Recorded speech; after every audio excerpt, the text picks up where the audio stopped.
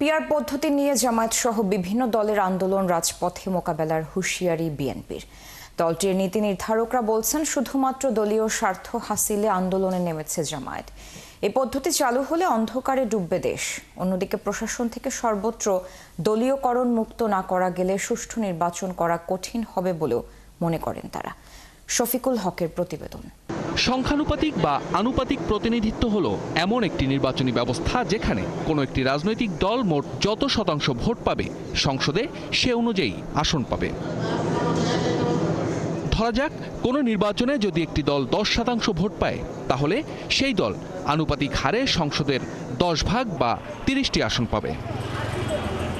BNP শুরু থেকেই এই দাবির বিপক্ষে অবস্থান করছে। কেন?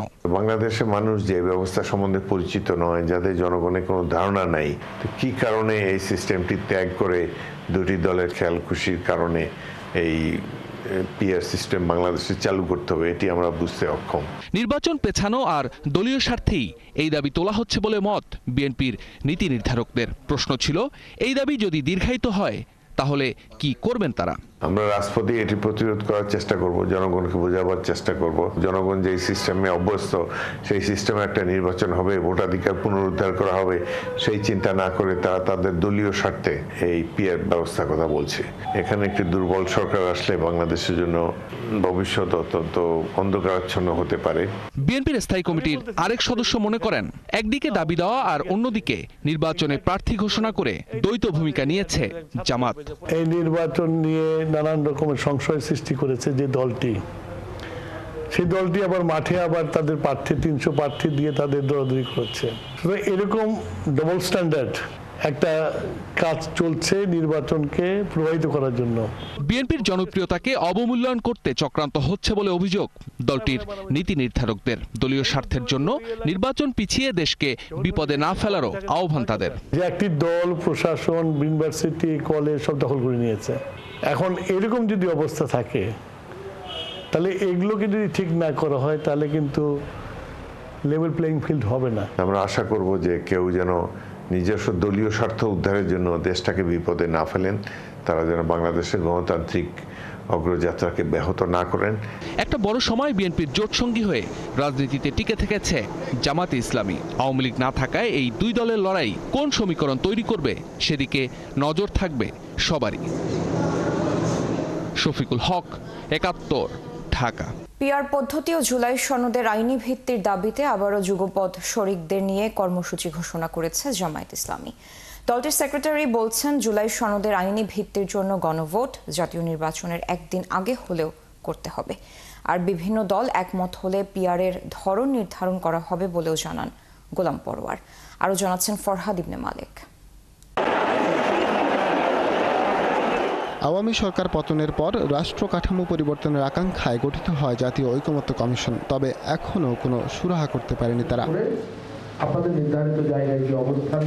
সবশেষ জুলাই সনদের আইনি ভিত্তি দিতে আগে সাংবিধানিক আদেশ এবং পরে গণভোটের প্রস্তাব এসেছে। তবে সেই গণভোট নির্বাচনের আগেই করার দাবি জামায়াত ইসলামী সহ কয়েকটি দলের। এ নিয়ে জামায়াতের যুক্তি, নির্বাচনের দিন গণভোট হলে দুর্বল হয়ে পড়তে পারে এর আইনি ভিত্তি। নির্বাচনের দিনে গণভোট হলে একই দিনে জাতীয় নির্বাচন যে হচ্ছে কিসের ভিত্তিতে হলো? গণভোট যদি গৃহীত হয়, এটা মানে অ্যাবভ কনস্টিটিউশন, সংবিধানের উপরে একটা জনমত চলে আসে। সেজন্য আমরা মনে করি যে একই দিনে জাতীয় নির্বাচন এবং গণভোট, তার অর্থ দাঁড়ালো এই যে জাতীয় নির্বাচনটা তাহলে যার উপরে হইতেছে সেটার ভিত্তি দুর্বল, ওইটাকে সওয়াল করতে গেলে একদিন আগে হলেও গণভোটের রায়টা নিয়ে ভোটটা করতে হবে। জামায়াত ইসলামী সহ ইসলামপন্থী কয়েকটি দল পিআর পদ্ধতির ভোটের দাবিতে রাজপথে নেমেছে। তবে পিআরের কোন ধরনটি তারা চাইছে সেটি এখনও স্পষ্ট নয়। সাধারণত 3 ধরনের পিআর পদ্ধতি বিদ্যমান। এর মধ্যে মুক্ত ধরনের প্রার্থী তালিকা প্রকাশ করা হয়। প্রার্থীরা ভোট দিতে পারে তার আসনের প্রার্থীর কথা মাথায় রেখে। গোপন পদ্ধতিতে গোপনই থাকে প্রার্থী তালিকা। আর অন্যদিকে মিশ্র পদ্ধতিতে সংসদের সর্বমোট আসনগুলো ভাগ করে কিছু আসনে পিআর এবং বাকি আসনগুলোতে বিদ্যমান পদ্ধতিতেই নির্বাচন হয়। দলগুলো আগে পিআরে একমত হলে পরে ধরন ঠিক করা যাবে বলে মত জামায়াতের সেক্রেটারি জেনারেলের। সহজ যেটা হবে, আমরা সেই পদ্ধতিতেই নির্বাচনে আমরা যেতে পারি। সেটা তো একটা দলের পছন্দের উপরে নির্ভর করবে না। আমরা প্রস্তাবটা দিয়েছি, এটা অ্যাকসেপ্ট করলে আমরা গুরুত্বপূর্ণ মেজর পার্টিগুলোর মধ্যে আলোচনা করে ওখানে যে কয়েকটা পদ্ধতি, তার কোনটা বাংলাদেশের ভোটারদের মন মানসিকতা, আর্থসামাজিক পরিবেশ, শিক্ষা দীক্ষায় কোন পদ্ধতিতে ভোটটা ফ্রুটফুল হবে, 5-6টা পদ্ধতি আছে, তার যে কোনো একটা আমরা নিয়ে নেব। সম্প্রতি জুলাই সনদের আইনি ভিত্তি, পিআর পদ্ধতির নির্বাচন সহ যুগপৎ শরিকদের সাথে নিয়ে দ্বিতীয় দফায় কর্মসূচি ঘোষণা করেছে জামায়াত ইসলামী। প্রথমে প্রেস রিলিজে আসে হচ্ছে একটা ফেসবুক পোস্টের মতো। ফরহাদ ইবনে মালিক, ৭১, ঢাকা। চলে গেলেন ভাষা সৈনিক আহমদ রফিক। গতকাল রাত 10টায় রাজধানীর বারডেম হাসপাতালে লাইফ সাপোর্টে থেকে ওপারে পাড়ি জমান 21শে পদকপ্রাপ্ত এই সাহিত্যিক। ব্যক্তিগত জীবনে নিঃসন্তান আহমেদ রফিক 2 বাংলায় সমানভাবে সম্মানিত। তার সাহিত্য কর্মে তার ভক্ত অনুরাগীদের কাছে তিনি বেঁচে থাকবেন আজীবন। আহমেদ রফিকের মৃত্যুতে শোক জানিয়েছেন প্রধান উপদেষ্টা অধ্যাপক ডক্টর মোহাম্মদ ইউনূস। এদিকে কেন্দ্রীয় শহীদ মিনারের কর্মসূচি স্থগিত করা হয়েছে। তার প্রতি শেষ শ্রদ্ধা জানাতে মরদেহ নেওয়া হবে শনিবার। বিস্তারিত সুফিয়ান ফারাবির প্রতিবেদনে। বাংলা ভাষার জন্য যারা লড়েছেন তাদের একজন মূর্ত প্রতীক আহমদ রফিক। শুধু একজন ভাষা সংগ্রামী নন, তিনি আমাদের ভাষা স্মৃতির একজন প্রহরী। 1952 সালের ভাষা আন্দোলনে সরাসরি অংশগ্রহণ করেন তিনি। ঢাকা বিশ্ববিদ্যালয়ের ছাত্র থাকাকালীন সময়ে ভাষার অধিকার আদায়ে রাজপথে নামেন। তার অবদান শুধু আন্দোলনে নয়, গবেষণায়, লেখায় ও ভাষা সাহিত্য চর্চাতেও অনন্য। বাংলা ভাষা ও সাহিত্য নিয়ে লিখেছেন অসংখ্য বই। মৃত্যুর আগদিন পর্যন্ত তিনি বলে গেছেন, ভাষা শুধু অনুভব নয়, এটি অস্তিত্বের দাবি। ভাষা আন্দোলনের এই নিরলস যোদ্ধা আমাদের শিখিয়ে দেন, ইতিহাসকে মনে রাখা শুধু দায়িত্ব নয়, সম্মানেরও বিষয়। ভাষা সংগ্রামী গবেষক ও কবি আহমদ রফিক রাজধানীর বারডেম হাসপাতালের নিবিড় পরিচর্যা কেন্দ্রে গতকাল রাত 10টায় ইন্তেকাল করেছেন। এর আগে গত 11 সেপ্টেম্বর ল্যাবেইড হাসপাতাল থেকে ছাড়পত্র পাওয়ার পর তাকে পান্থপথের হেলথ অ্যান্ড হোপ হাসপাতালে ভর্তি করা হয়েছিল। তবে সেখানে প্রয়োজনীয় চিকিৎসা সুবিধা না থাকায় গত রোববার তাকে বারডেম হাসপাতালে স্থানান্তর করা হয়। 1929 সালের 12 সেপ্টেম্বর ব্রাহ্মণবাড়িয়ায় জন্ম নেয় এই বাংলাভাষী 2006 সালে স্ত্রীকে হারান। তিনি নিঃসন্তান। ভাষা আন্দোলনের অন্যতম প্রাবন্ধিক ইতিহাসবিদ এই লেখক শতাধিক গ্রন্থ রচনা ও সম্পাদনা করেছেন। পেয়েছেন 21শে পদক ও বাংলা একাডেমি পুরস্কার সহ বহু সম্মাননা। আজ সকাল 11টায় কেন্দ্রীয় শহীদ মিনারে তার শুভাকাঙ্ক্ষীদের জন্য উন্মুক্ত করা হবে আহমদ রফিকের মৃতদেহ।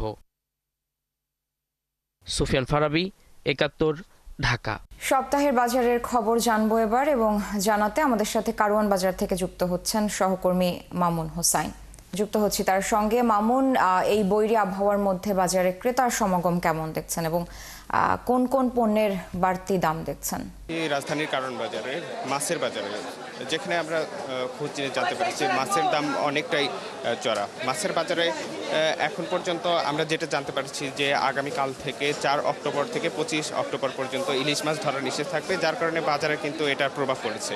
ইলিশ মাছের দাম কিন্তু অনেকটাই বেড়ে গেছে, কেজি প্রতি 150 থেকে 200 টাকা পর্যন্ত বেড়ে গেছে। এখন আমি একজন কথা বলবো, তিনি আমাদের মাছ তো এই যে ইলিশ মাছ ডিম ধরার কারণে, বন্ধর কারণে মাছের আমদানি কম, এই জন্য কেজিতে মনে করেন গেছে সপ্তাহ চাই এই সপ্তাহ মনে করেন কেজিতে 200-300 টাকা বাড়ছে। এটা কত? এটা এই যে আজকেই শেষ, কালকে থেকে তো একবার টোটালি বন্ধ, বেচাও বন্ধ, কিনাও বন্ধ। যে কিনবে তারও জরিমানা, যে বিক্রি করবে তারও জরিমানা, জেল খাটতে হইব। তো আমি বিক্রেতার সাথে যে আমরা কথা বলছিলাম, তিনি ইলিশ মাছের কথা বললো। ইলিশ মাছ যে ধরা বন্ধ থাকবে, প্রশাসনের পক্ষ থেকে যে মাছ ধরার পদ্মা এবং মেঘনা নদীতে যে ইলিশ মাছ ধরার নিষেধাজ্ঞা জারি করেছেন, সেটার কিন্তু কালকে থেকে বাজারে প্রভাব পড়বে। এছাড়া আমরা কাঁচা বাজারের যে বিষয়টা, সেটাও কিন্তু আমরা বলেছি যে বাজারে কিন্তু গত সপ্তাহের যে এ সপ্তাহে কিন্তু সব সবজির দামই কেজি প্রতি 50 থেকে 100 টাকা পর্যন্ত বেশি। তো এই ছিল আমার কাছে কারওয়ান বাজারে সবজির বাজার থেকে সর্বশেষ। মামুন, আপনাকে ধন্যবাদ যুক্ত হওয়ার জন্য। দর্শক, সপ্তাহের বাজারের খবর জানাচ্ছিলেন কারওয়ান বাজার থেকে সহকর্মী মামুন হোসাইন। ইলিশের প্রধান প্রজনন মৌসুমে চাঁদপুরের পদ্মা মেঘনায় মা ইলিশ রক্ষায় শনিবার থেকে 22 দিন সব ধরনের মাছ ধরার নিষেধাজ্ঞা দিয়েছে সরকার। 25 অক্টোবর পর্যন্ত অভয় আশ্রম এলাকায় ইলিশ ধরা, পরিবহন, বিপণন ও মজুত সম্পূর্ণ নিষিদ্ধ। মা ইলিশ রক্ষা কার্যক্রম বাস্তবায়নে টাস্কফোর্সের পক্ষ থেকে নেওয়া হয়েছে ব্যাপক প্রস্তুতি। আলামিন ভুঁইয়ার প্রতিবেদন, ক্যামেরায় ছিলেন শাহজাহান মিজি। শুক্রবার মধ্যরাত থেকে শুরু হচ্ছে মা ইলিশ রক্ষা কার্যক্রম। এই নিষেধাজ্ঞা কার্যকর করতে জেলার মতলব উত্তর উপজেলার ষাটনল থেকে হাইমচর উপজেলার চর ভৈরবী পর্যন্ত প্রায় 70 কিলোমিটার অভয়াশ্রম এলাকায় মাছ ধরে নিষেধাজ্ঞা দিয়েছে সরকার। 22 দিনের এই কর্মসূচি বাস্তবায়নে ইলিশ অভয়াশ্রমে ইলিশ সহ সব ধরনের মৎস্য আহরণ নিষিদ্ধ থাকবে। একই সাথে নিষিদ্ধ করা হয়েছে ইলিশ পরিবহন, ক্রয় বিক্রয়, বাজারজাত ও মজুত। কর্মসূচি সফল করতে চাঁদপুরে নিবন্ধিত 45,615 জন কর্মহীন জেলেদের জন্য দেওয়া হচ্ছে খাদ্য সহায়তা। তবে জেলেদের দাবি, এই সহায়তা পর্যাপ্ত নয়। তারা বলছেন, কর্মহীন সময়ে নগদ অর্থ সহায়তা, ঋণের কিস্তি বন্ধ রাখা এবং স্বাভাবিক সময়ে নদীতে হয়রানি বন্ধ করা জরুরি। গাঙ্গো মাছ নাই, কিস্তি না দিতে বেড়ারা আমার বাইতে করে আমতাম মহিলা লাগে আমগুলো করে নদীতে মাছ ধরা বন্ধ করছেন, বাইর দিনও আমগুলো কিস্তিটা বন্ধ থাকে। টাকা টুকা দেয় চাইলের লগে, তাইলে আমরা খায়া বাঁচতে পারবো। অভয়াশ্রম বাস্তবায়নে জেলা টাস্কফোর্স কমিটির মাধ্যমে নেওয়া হয়েছে ব্যাপক প্রস্তুতি। জেলে পল্লীতে করা হয়েছে প্রচারণা ও মত বিনিময় সভা। এছাড়া অভিযানের সময় কঠোর নজরদারিও থাকবে বলছেন জেলা মৎস্য কর্মকর্তা। ইতিমধ্যেই আমাদের ইলিশ প্রকল্প পরিচালক মহোদয় আশ্বাস দিয়েছে যে উনি চাঁদপুর জেলার জন্য বেশি বরাদ্দ দিবেন। তো জেলার গুরুত্বপূর্ণ যে স্থানগুলো আছে আর কি, সেখানে আমরা নিয়মিত টহল জোরদার করতে পারবো। কোথাও থেকে যেন ইলিশ আহরণ, পরিবহন, সংরক্ষণ ও বিপণন করা না যায়, সেই বিষয়ে নজর রাখবে জেলা ও উপজেলা টাস্কফোর্স। এতে অংশ নেবে জেলা প্রশাসন, জেলা পুলিশ, নৌপুলিশ, নৌবাহিনী, কোস্টগার্ড ও জেলা মৎস্য বিভাগ। শরীফ আজাদ, প্রীতম, ৭১। দেরিতে হলেও ভোলার মেঘনা ও তেঁতুলিয়া নদীতে রূপালী ইলিশ সহ অন্য মাছের দেখা মিলেছে, কিন্তু শনিবার থেকে আবারও ইলিশ ধরার 22 দিনের নিষেধাজ্ঞা আসায় মুখের হাসি মিলিয়ে গেছে জেলেদের। তারা বলছেন, এখনো মহাজনের ঋণ শোধ করতে পারেননি, জমে আছে বছরের অন্যান্য খরচও। কামরুল ইসলামের তথ্য, ছবিতে প্রতিবেদন। ভোলার মেঘনা তেঁতুলিয়া নদীতে ইলিশের দেখা মেলায় দারুণ খুশি জেলেরা। যত দ্রুত পারছেন ঘাটে মাছ রেখেই আবার ছুটছেন নদীতে। সারা বছরের অপেক্ষার অবসান ঘটিয়ে ঘাটে ফিরেছে কর্মব্যস্ততা। কিন্তু এরই মধ্যে ইলিশ সহ অন্যান্য মাছের প্রজনন রক্ষায় মাছ ধরা ও সংরক্ষণে আগামী 4 অক্টোবর থেকে 25 অক্টোবর মধ্যরাত পর্যন্ত 22 দিনের নিষেধাজ্ঞা দিয়েছে মৎস্য বিভাগ।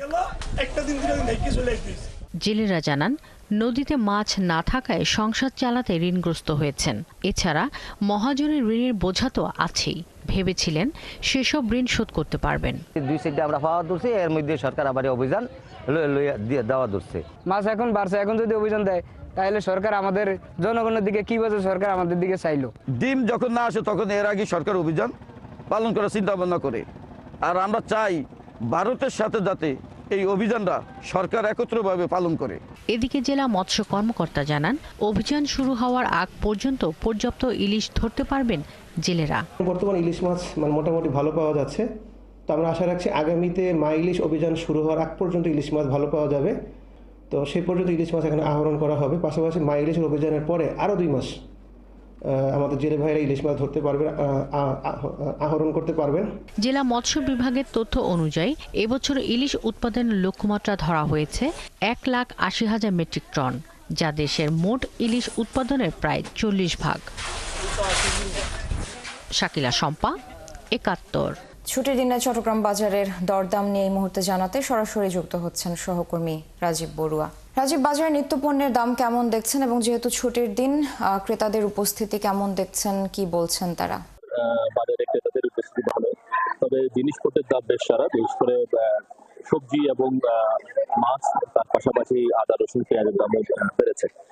গত সপ্তাহের তুলনায় এই সপ্তাহে কাঁচামরিচের দাম বেড়ে গেছে কেজি প্রতি 100 টাকা। গত সপ্তাহে যেটি 240 টাকা ছিল, সেটি আজকে বিক্রি হচ্ছে 340 টাকা করে। এর বাইরে আগাম কিছু শীতকালে সবজি এসছে, এগুলোর দামও বেশ চড়া।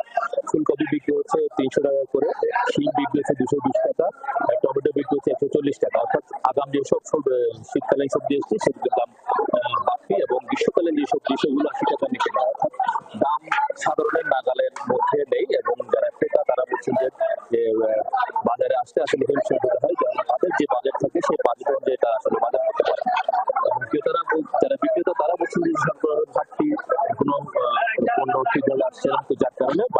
তারা বিক্রি করবে। আর এর বাইরে যদি মাছের কথা বলি, মাছের দাম বেশ কিছুদিন ধরে চট্টগ্রামের বাজারে আমরা দেখছি চড়া, বিশেষ করে ইলিশ মাছ আগামীকাল থেকে বাইরের জন্য বন্ধ হচ্ছে। এবং এখানে নগরের যে কাজীদের বাজার, এই কাজীদের বাজারে 2 কেজি সাইজের যে ইলিশটা পাওয়া যাচ্ছে, সেই ইলিশ মাছ কেজি প্রতি বিক্রি হচ্ছে। রাজীব, ধন্যবাদ যুক্ত হওয়ার জন্য। দর্শক, চট্টগ্রাম বাজারের দরদাম নিয়ে যুক্ত ছিলেন সহকর্মী রাজীব বড়ুয়া। ঢাকা সহ দেশের 9 জেলার উপর দিয়ে সর্বোচ্চ 60 কিলোমিটার বেগে ঝড়ের আভাস দিয়েছে আবহাওয়া অফিস। এ সময় বজ্রসহ বৃষ্টি হতে পারে বলে আশঙ্কা করা হচ্ছে। তবে বেশি বৃষ্টিপাত হতে পারে দেশের দক্ষিণ অঞ্চলে।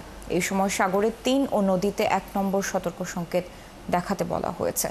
মৌসুম বায়ুর বিদায়ের এই সময় এটাই শেষ বৃষ্টি বলছে আবহাওয়া অফিস। অক্টোবর শেষে আরেকটি নিম্নচাপ হতে পারে, তবে উত্তরাঞ্চলে শীতের দেখা পেতে অপেক্ষা করতে হবে নভেম্বর পর্যন্ত। এদিকে ভোররাত থেকে রাজধানী ঢাকা সহ সারা দেশের বেশিরভাগ জায়গায় থেমে থেমে বৃষ্টি হচ্ছে। ছুটির দিন থাকায় ভোগান্তি কিছুটা কম হলেও প্রয়োজনে যারা ঘর থেকে বেরিয়েছেন তারা যানবাহন না পেয়ে বিড়ম্বনায় পড়ছেন। গ্রীষ্মের প্রখর তাপ আর বর্ষার অবিরাম বৃষ্টির পর শরৎ আসে এক স্নিগ্ধ শান্ত রূপ নিয়ে। শুভ্রতার প্রতীক এই ঋতু। আর এই ঋতুতেই কুড়িগ্রামের 16টি নদ নদীর তীরে শোভা ছড়িয়েছে কাশফুল, যা দেখতে ভিড় করছেন বহু মানুষ। রাজু মোস্তাফিজের তথ্য ছবিতে প্রতিবেদন। যেদিকেই চোখ যায় শুধু সাদা আর সাদা। দিগন্ত জোড়া সাদা ফুলের সৌন্দর্যে মেতে উঠেছে ধরলা, তিস্তা, দুধকুমার, ব্রহ্মপুত্র সহ কুড়িগ্রামের 16টি নদ নদী ও 5 শতাধিক চর ও দ্বীপচর। কাশফুলের স্নিগ্ধ পরশ আর নির্মল বাতাস উপভোগ করতে প্রতিদিন বন্ধু বান্ধব পরিজন নিয়ে ভিড় করছেন অনেকেই। কেউ ঘুরে বেড়াচ্ছেন নৌকায়, কেউ সেলফি তুলছেন, আবার কেউ সময়টি নিজের মতো করে উপভোগ করছেন। অসম্ভব সুন্দর একটি জায়গা, অসাধারণ ভিউ, খুবই ভালো লাগছে এখানে। শুনেছিলাম সড়কে এখানে অনেক সুন্দর কাশফুল ফোটে, এই জন্য আমি আমার পরিবার সহ এখানে এসেছি। এখানে এসে আমার ভীষণ ভালো লাগছে। এই কাশফুলের জায়গাটা খুব সুন্দর, আমার মেয়ে এবং ছেলেকে নিয়ে আসছি। এমনকি জেলার বাইরে থেকেও বিভিন্ন দর্শনার্থী আসছেন কাশফুলের সৌন্দর্য উপভোগ করতে। অভ্যন্তরীণ এবং জাতীয় পর্যটকদের আকর্ষণ করেছে এবং পর্যটকরা এর প্রাকৃতিক সৌন্দর্য মুগ্ধ। তাছাড়া এই কাশফুলের পরিবেশতাত্ত্বিক গুরুত্ব রয়েছে।